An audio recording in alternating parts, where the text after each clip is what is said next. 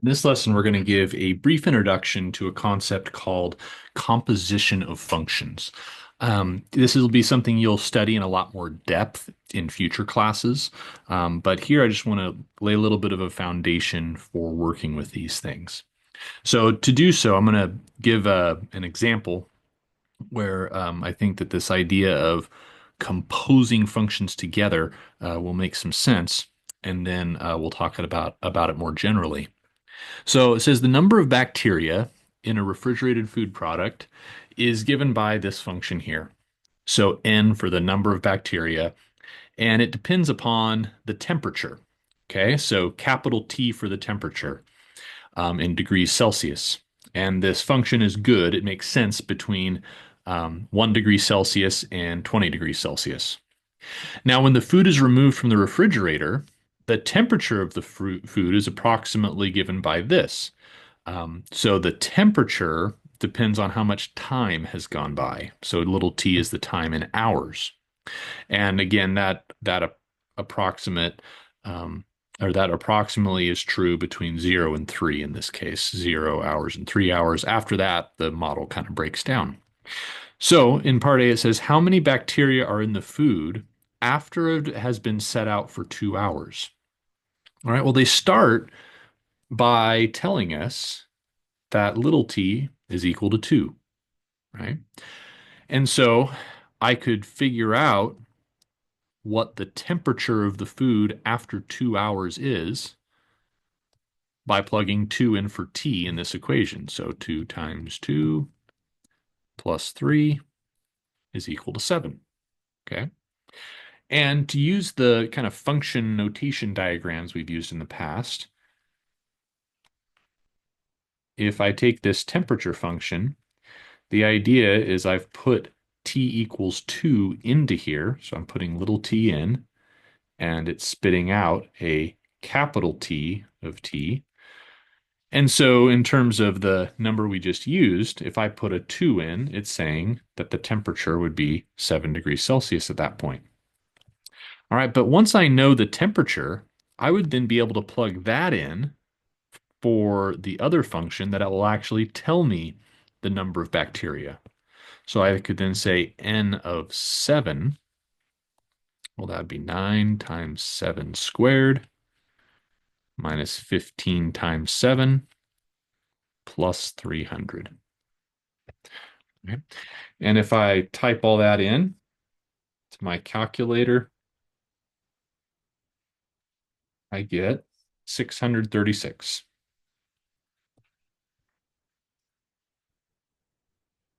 Now, let's add on to our diagram.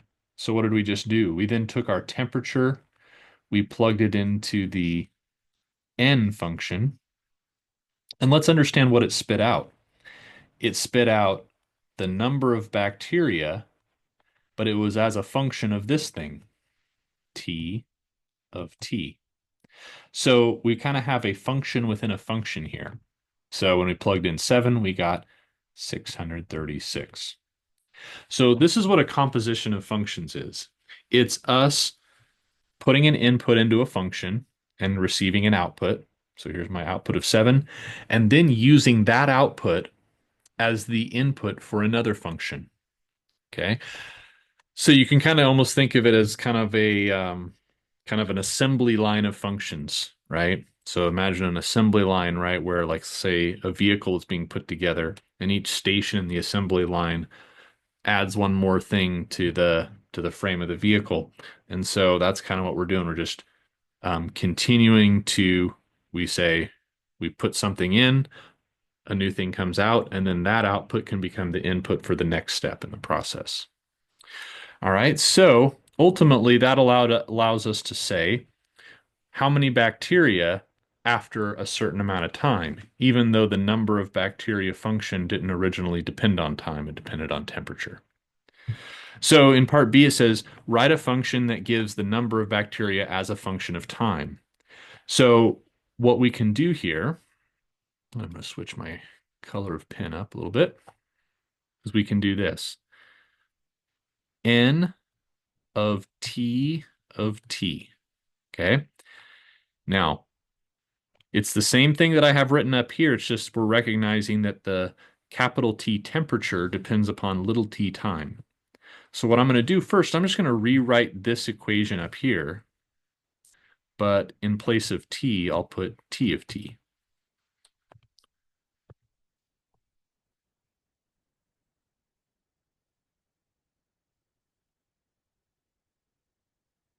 And then because I know that T of T is 2T plus 3, I'll go ahead and plug that in.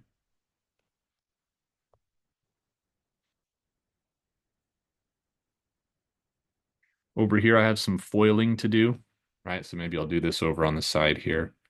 2T plus 3 times itself, right? We know we got a FOIL, so 4T squared plus 6T plus 6T plus 9.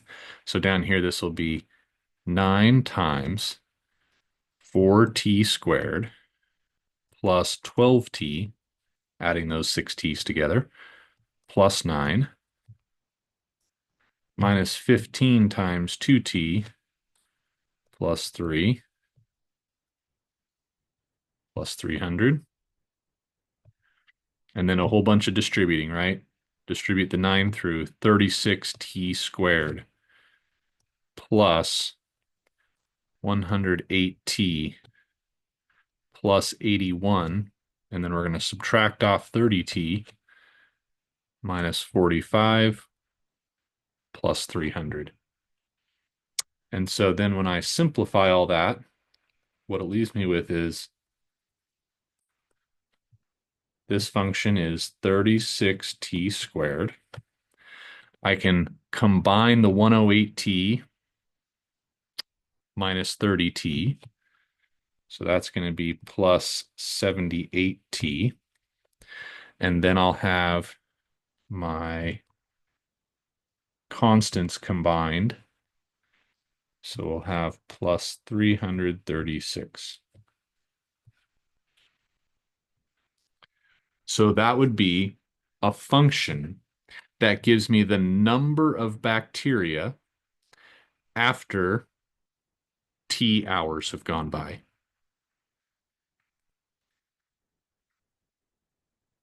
So in general, when we talk about a composition of functions, as I said, it's an assembly line of functions essentially. Okay. So the idea here is let's say I have, and here's a different kind of a different notation, f of g of x. Well, that means the same thing as this. So what you're doing is you're first putting x into the function g. Then it's coming out as g of x as an output, but then you're sending that into the function f. And then it comes out as f of g of x. So the larger function here, kind of say it like this. This is the function f of g. Okay. That's our composition of functions. And the notation can get a little bit cumbersome, but the thing just to keep in mind is that all we're doing here is we're saying we're putting an x into a function, and then the output of that becomes the input for another function. All right, so in example 2, let's work through this for these two functions. F of x is 5x minus 3, and g of x is 4x. Okay. So first of all, when you see g of f, you read it out loud like that. G of f of 2. So that means you're being asked for g parentheses f of 2, right? The f is the inside function here. Okay. So f of 2 is, or excuse me, g of x takes 4 times its input, right? 4 times x. So g would be 4 times, but instead of x, I would write f of 2. Let me fix that real quick. for that to be a bracket. Whenever I have multiple parentheses, I always like to use brackets a lot to make it more visually easy to look at. Okay, but f of 2, well, let's figure out what that is. All right, f of 2 is 5 times 2 minus 3. So that would be 7. So that means 4 times 7, right, is what I'm putting in there, which of course is 28. All right, and so again, if I want to use the diagram, I'm putting something into F, it's coming out, and then I'm putting it into G. So I started by putting 2 into F. And when I put 2 into F, I got 7. And then when I plug 7 into G, I got 28. So that's kind of a diagram of what we just did. All right, so for this one, F of G of negative 6. Okay, so F is going to take 5 times G of negative 6 and then subtract off 3.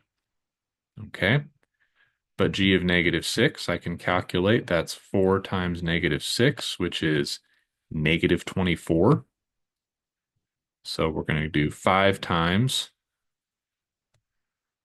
negative 24 minus 3.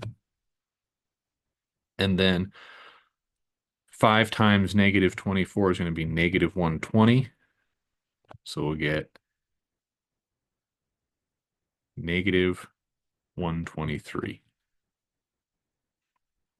All right, so that's me evaluating these for specific values. Okay. Now I can do this for just generally, I can simplify what it would look like to do g of f of x. Okay, so we're going to essentially do the same thing we did, but we're just not plugging numbers in, right? So g of f of x. Well, g will take 4 times whatever its input is. Well, if the input for g is f of x, then that's what I'm multiplying by 4. And then f of x itself is 5x minus 3. So we replace f of x with that. And then I can go ahead and distribute, right? So 20x minus 12. That's what I get there. And then f of g of x,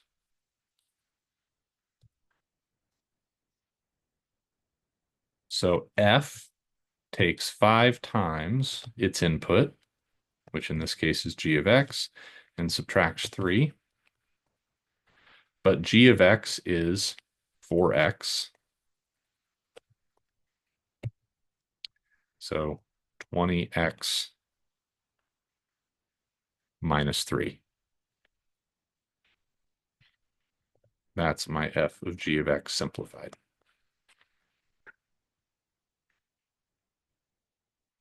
All right, go ahead and try this example. See what you get. And then unpause, and then we'll see if we're arriving at the same things here.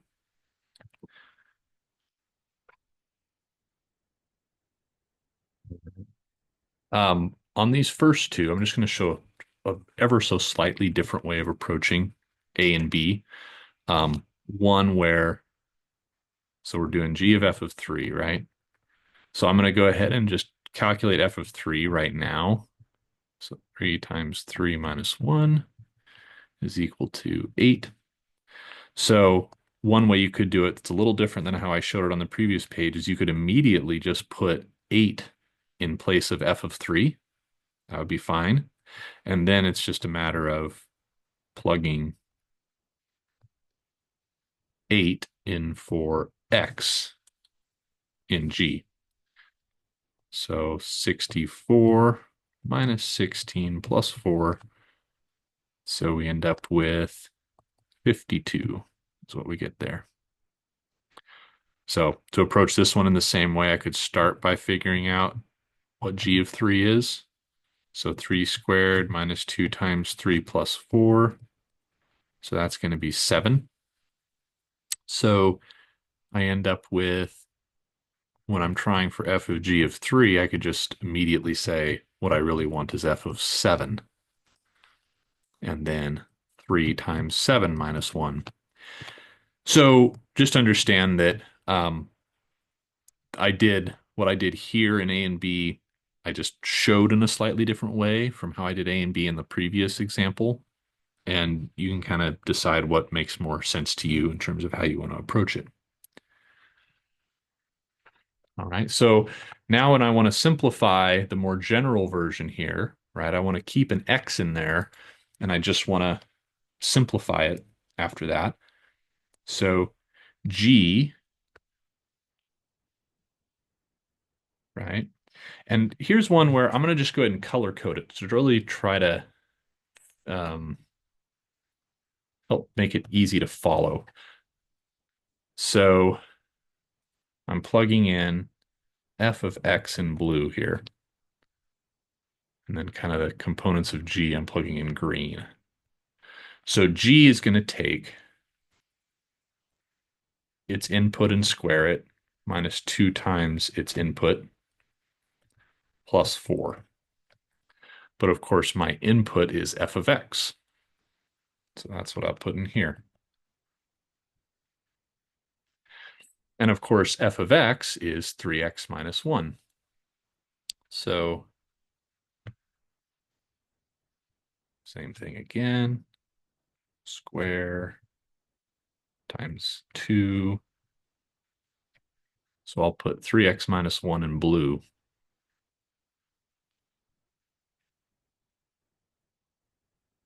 And then up here, since I'm squaring this 3x minus 1,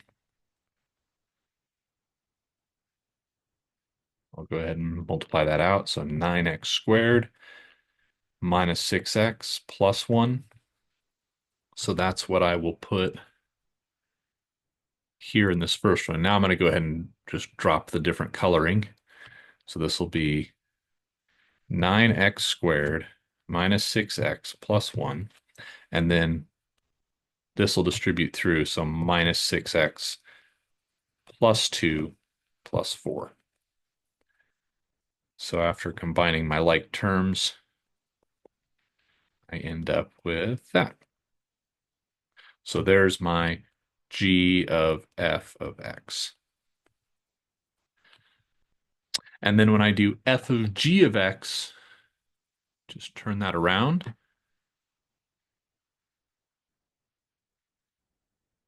So f just takes 3 times its input and subtracts 1. But g of x is x squared minus 2x plus 4. So the only thing I really have to do here is distribute and combine any like terms. So 3x squared minus 6x plus 12 minus 1. So it simplifies to that.